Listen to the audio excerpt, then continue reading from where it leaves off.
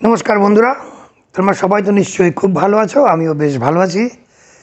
খুব তাড়াতাড়ি আবার চলে এলাম। পরপর দুটো ভিডিও দেওয়ার পরে থার্ড ভিডিও দেওয়ার ডিসিশনটা নিলাম, কারণ ডিসিশনটা না নিলে আসা হয় না ক্যামেরার সামনে। কারণ দেখো, পৃথিবীর যতগুলো সাকসেস স্টোরি বা সাফল্যের গল্প আছে না, তার প্রত্যেকটার পেছনে আছে সময় মতো কোনো সিদ্ধান্ত নেওয়া বা ডিসিশন নেওয়া।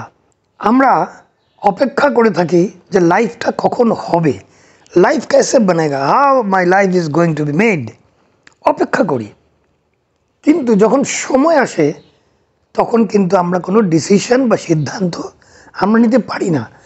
আমরা সব সময় বাড়িতে সন্ধ্যাবেলা ফিরে এসে আমরা জিজ্ঞেস করব, আজকে রাতের খাবারে কি আছে, কী কী বানিয়েছো বা কী কী আছে মা।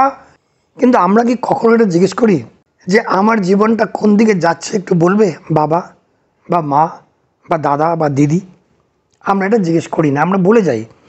আমরা সকালে উঠে ঘুম থেকে উঠে দৌড়, তারপরে সারাদিন চিৎকার চেঁচামেচি, ইনস্টাগ্রাম ফেসবুক এসব ঘেটে আবার সন্ধেবেলা বাড়ি আসি, আবার খাবারে কী আছে সেটা জিজ্ঞেস করি, তারপরে আবার ঘুমিয়ে পড়ি, পরের দিন আবার সেটাই করি।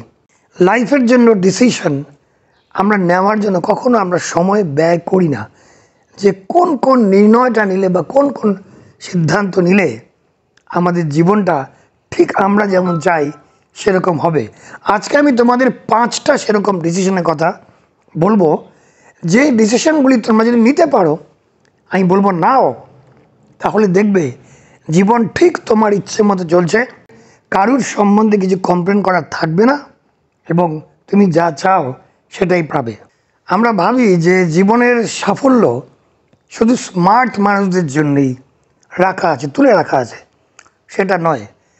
জীবনের সাফল্য নির্ভর করে তুমি কখন কি ডিসাইড করলে, তুমি কখন কি ঠিক করলে যে কী করবে। তুমি যেটাই করো, এই ডিসিশন নেওয়াটা ভীষণ ভীষণ ইম্পর্টেন্ট। জীবন অটো পাইলট নয়, জীবনে তোমাকে ডিসিশন নিতে হবে। সেই রকম 5টা ডিসিশনের কথা আমি তোমাদের আজকে বলবো, এবং এইগুলি ভীষণ ভীষণ ইম্পর্টেন্ট। যদি নাও, তাহলে দেখবে তুমি জীবনে যা হতে চাও বা করতে চাও, তোমার যত প্রাচুর্য লাগে বা তোমার জীবনটাকে যেরকমভাবে বানাতে চাও, তুমি জীবনটাকে ঠিক সেইভাবেই বানাতে পেরেছো। শুনতে থাকো 5টা very important decisions of life.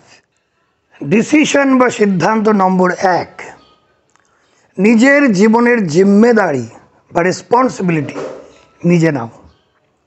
তোমার জীবনের রেসপন্সিবিলিটি তোমার। এটা আজকে থেকে ডিসাইড করো যে তোমার সঙ্গে যা হচ্ছে সেটার পূর্ণ রেসপন্সিবিলিটি, জিম্মেদারি বা সেটার দায় হচ্ছে তোমার, আর কারুর না। আমরা কি করি?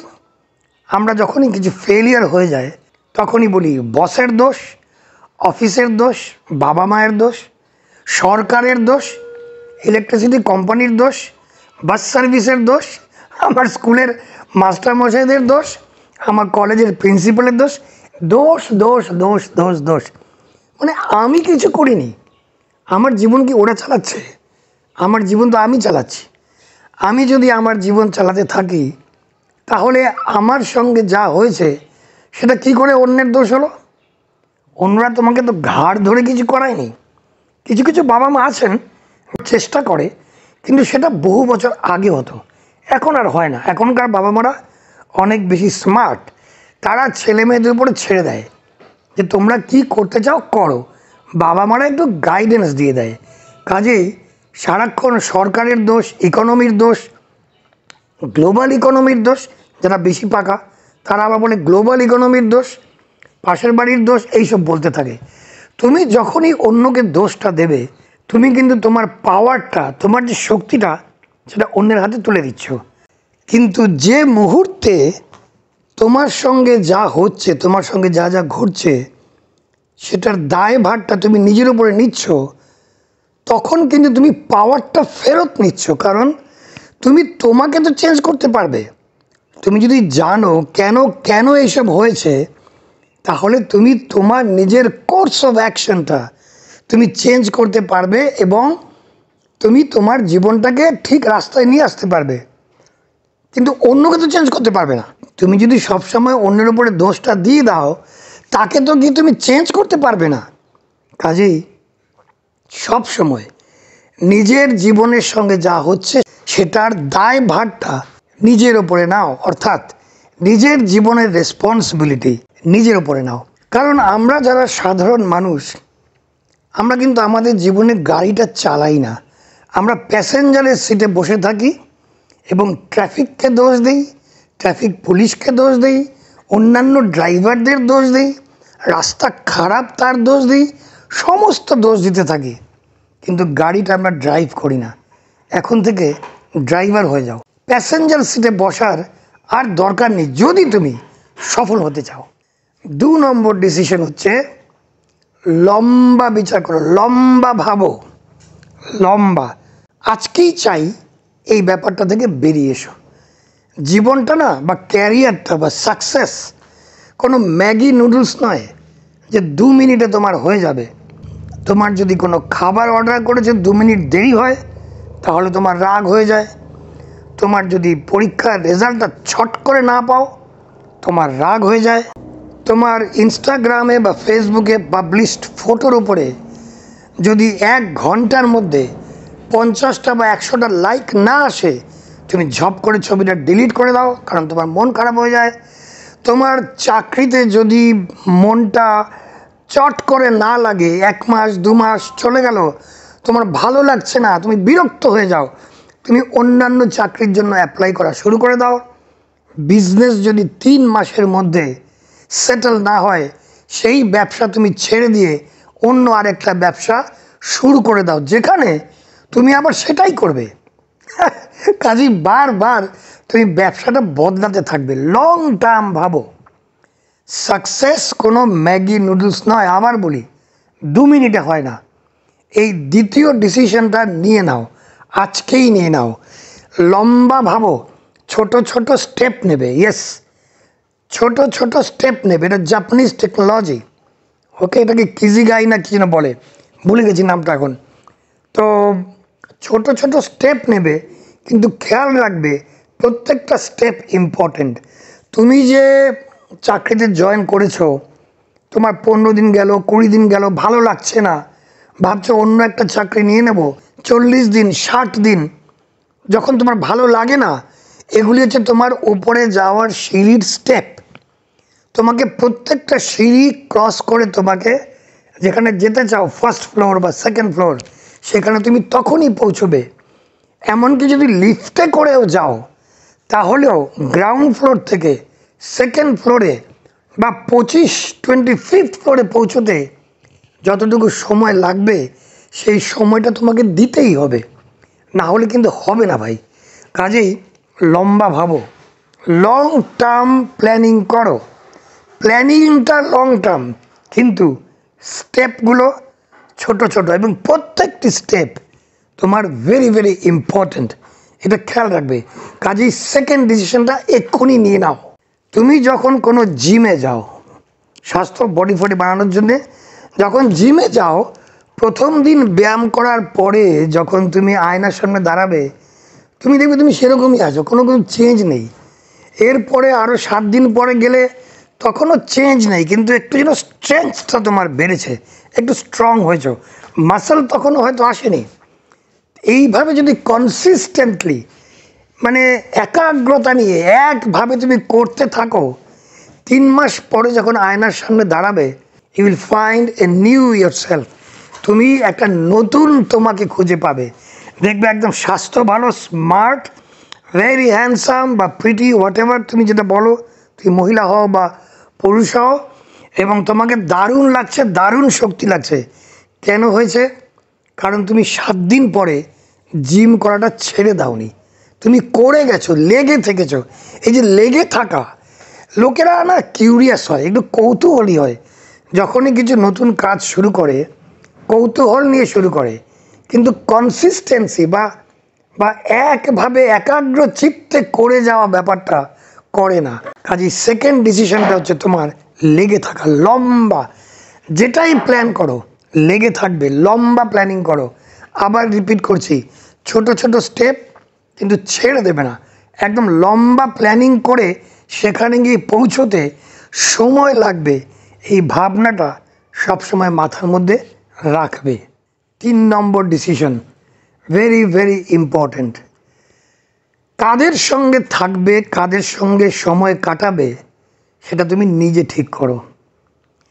যেসব জায়গায় সারাক্ষণ পরনিন্দা পরচর্চা হচ্ছে, যেসব লোকেরা তোমাকে নতুন কিছু করতে বাধা দেয় যে পারবি না, ছেড়ে দে, তোর দ্বারা হবে না, তাদের তুমি অ্যাভয়েড করো। কারণ মনে করো যদি একটা জায়গায় 5টা লোক বসে কারুর নিন্দে করছে এবং তুমি যে মুহূর্তে সেখানে যাবে তুমি 6 নম্বর নিন্দুক হয়ে যাবে।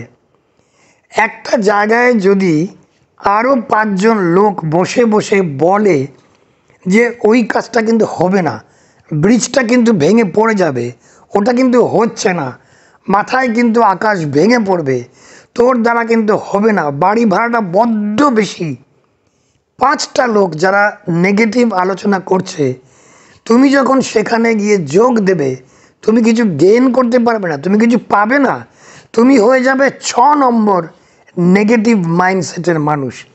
কাজে সেখানে যোগ দেওয়ার দরকার নেই।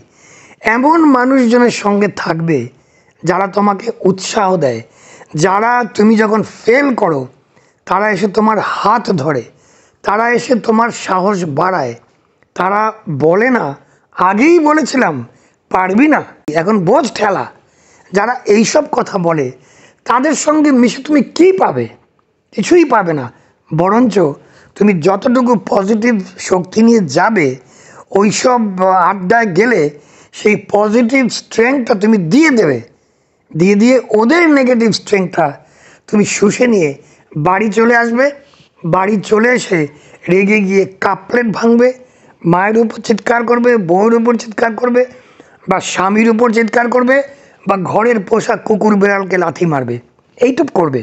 এর বেশি আর কি করবে? কারণ তোমার ভেতরে ফ্রাস্ট্রেশন, তোমার ভেতরে মারাত্মক ডিস্টারবেন্স, মানসিক ডিস্টারবেন্স এত বিপুল পরিমাণে হয়ে যাবে এইসব দেখতে দেখতে। কারণ দেখো, যে এনভায়রনমেন্টে তুমি থাকো তুমি কিন্তু সেরকমই হয়ে যাবে।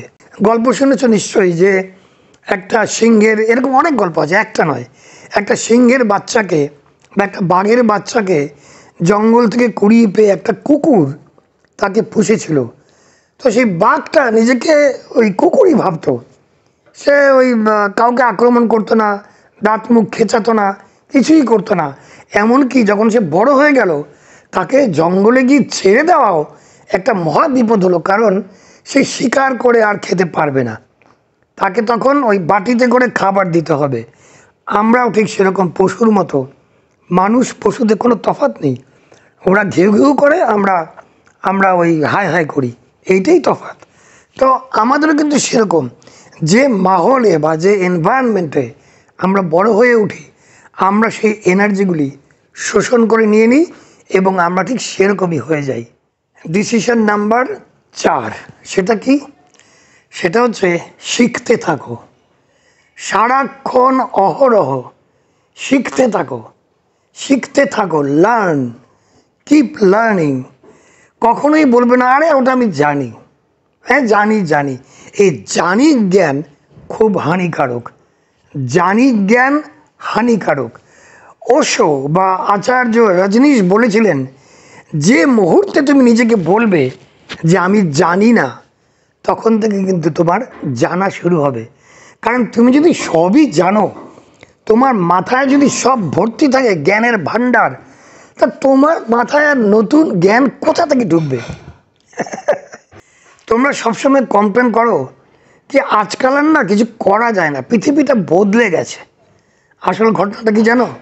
পৃথিবীটা বদলে যায়নি, তুমি বদলানো বন্ধ করে দিয়েছো।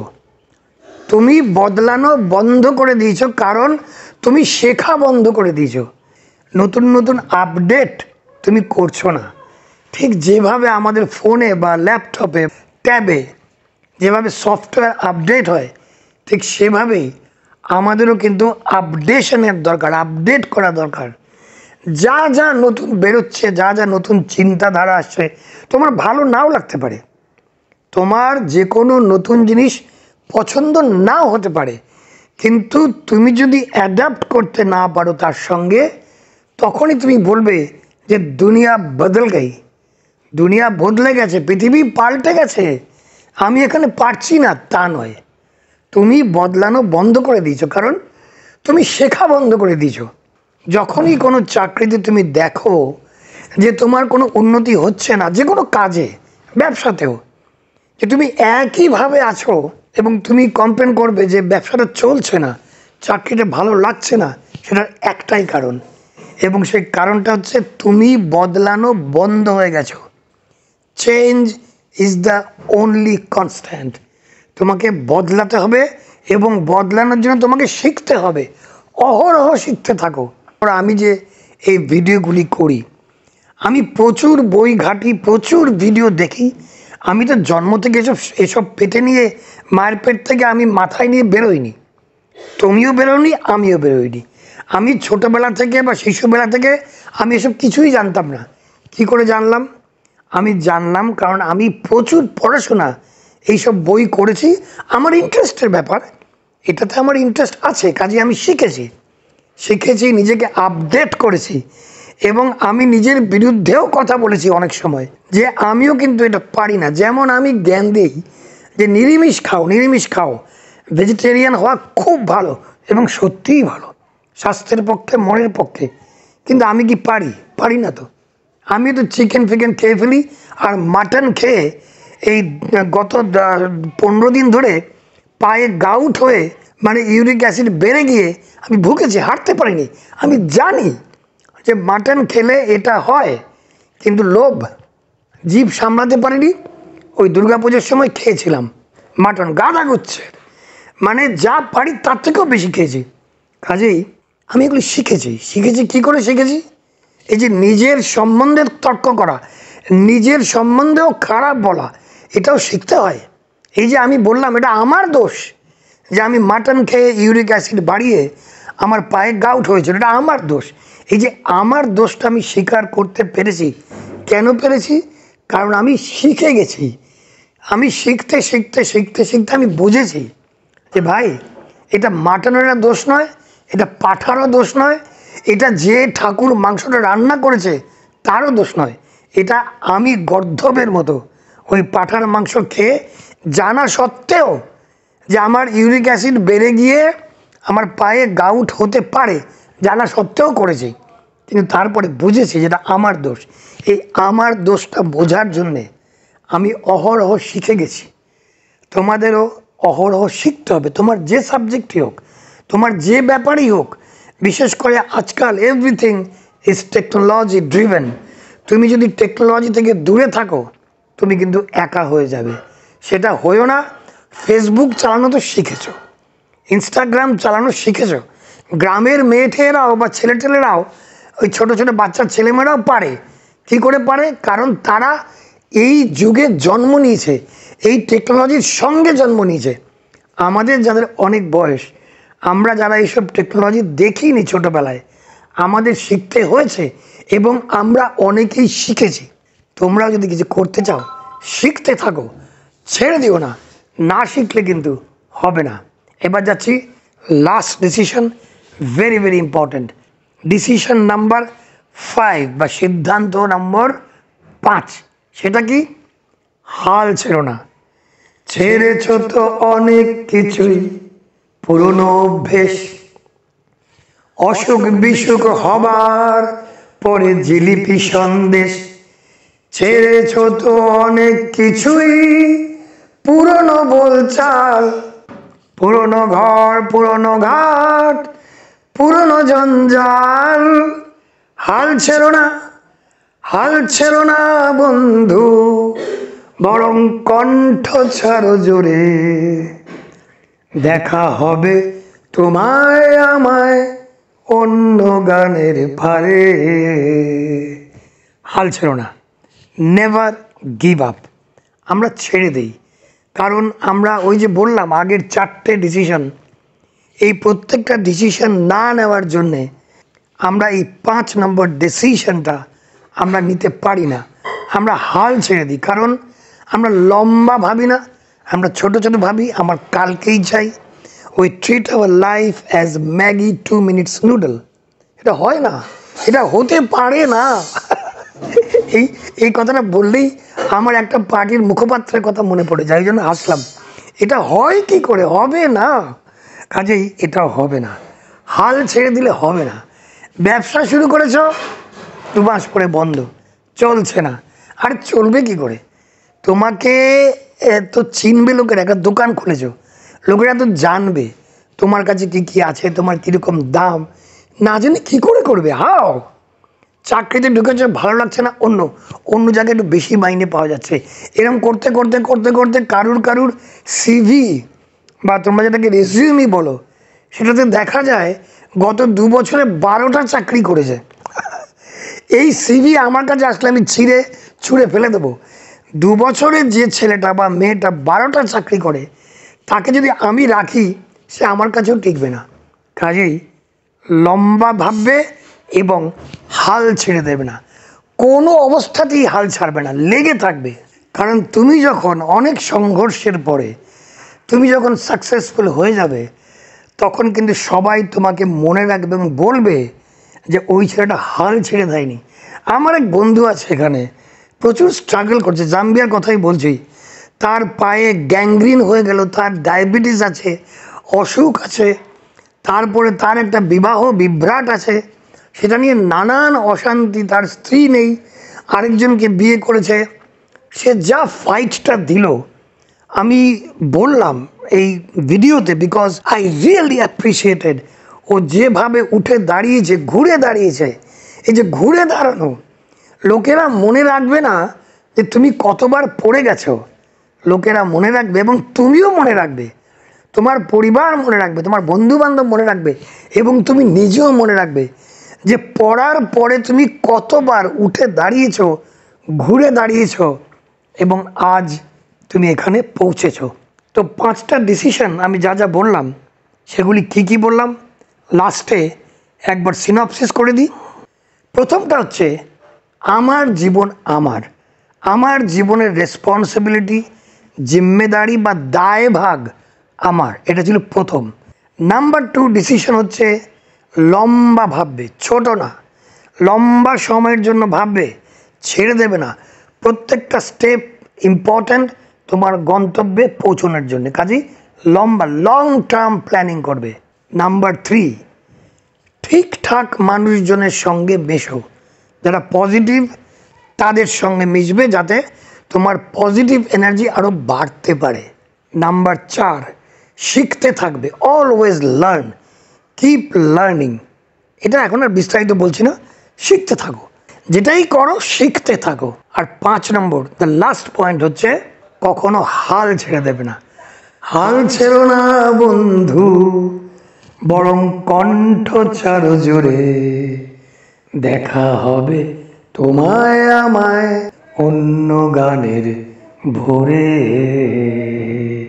ভালো থাকবে, তোমাদের সবার মঙ্গল হোক, আবার দেখা হবে। যাও, জিতে নাও।